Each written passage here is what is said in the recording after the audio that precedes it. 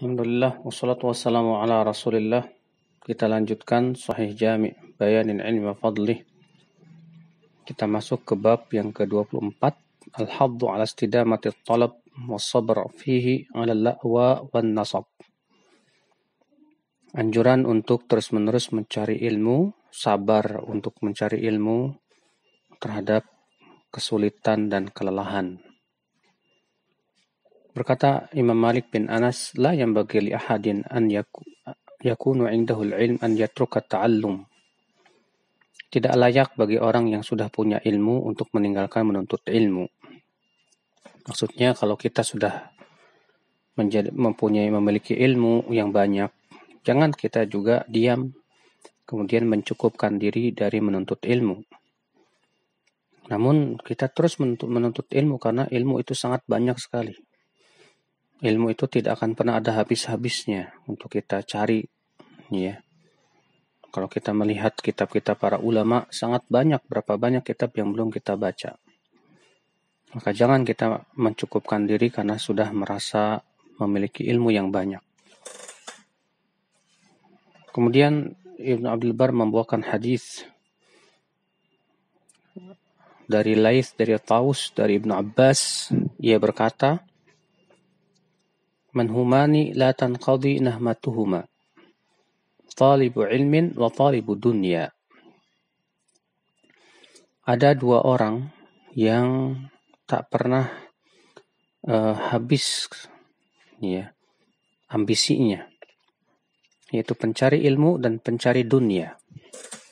Dan diriwayatkan juga secara marfu dari sabda Nabi Shallallahu Alaihi Wasallam, bahwa Nabi Shallallahu Alaihi Wasallam sabda, "Man humani la yashba'an."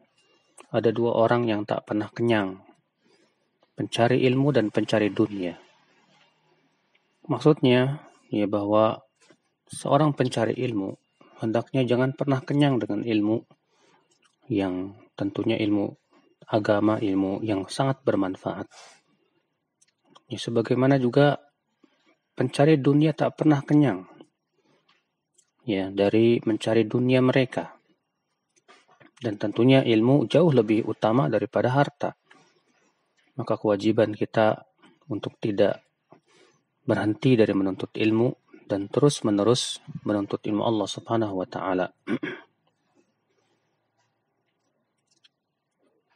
Kemudian beliau membawakan asar-asar, ya, dari para ulama.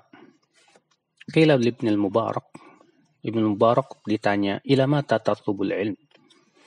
Sampai kapan kamu menuntut ilmu terus? Kata Ibn al-Mubarak, hatta al-mamat insyaallah, sampai meninggal dunia insyaallah.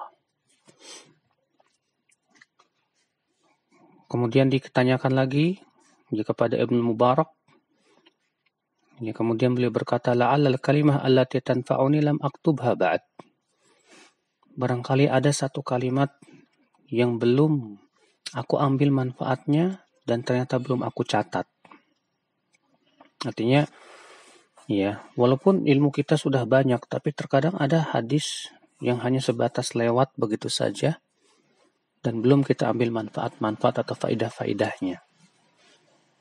Maka dengan cara kita memurojaah lagi, terus mencari ilmu lagi, ya, kita bisa mengetahui faidah-faidah yang bisa kita petik dari suatu hadis. Kadang kita sudah tahu ayatnya tapi kita belum paham maknanya dan butuh penafsiran dari para ulama, ya, dan dari dalil-dalil yang lainnya.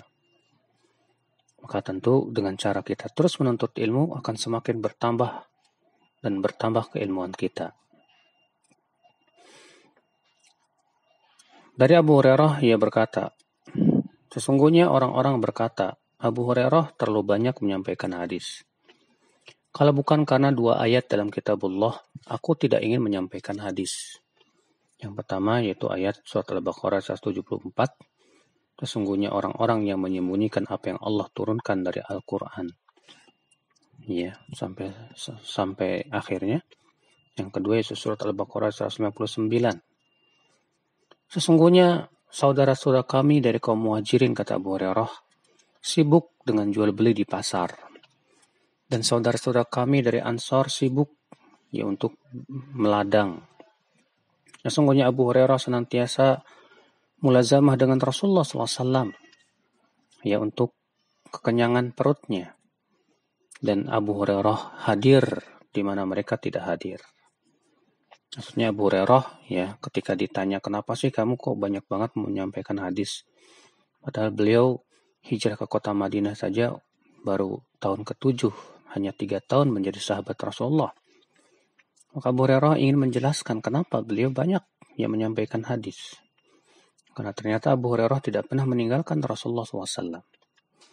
Selain itu Abu Hurairah diberikan oleh Allah, ya, kekuatan hafalan. Berkata Abu Umar ibnu Abdul Bar, penulis buku ini, "Fi hadzal hadits minal fiqhi ma'anin minha." Dalam hadis ini ada beberapa makna, ya, bahwasanya hadis dari Rasulullah SAW hukumnya sama dengan kitabullah. Di antaranya juga faedah yang bisa kita petik, kata beliau, yaitu hendaknya kita menyebarkan ilmu dan mengajarkannya. Di antaranya juga untuk senantiasa kita mulazamah dengan para ulama, ya, untuk mencari ilmu. Di antaranya juga kita lebih mementingkan ilmu, ya, daripada dunia. Artinya kita berusaha bersungguh-sungguh mencari ilmu melebihi mencari, ya, harta. Allahu a'lam.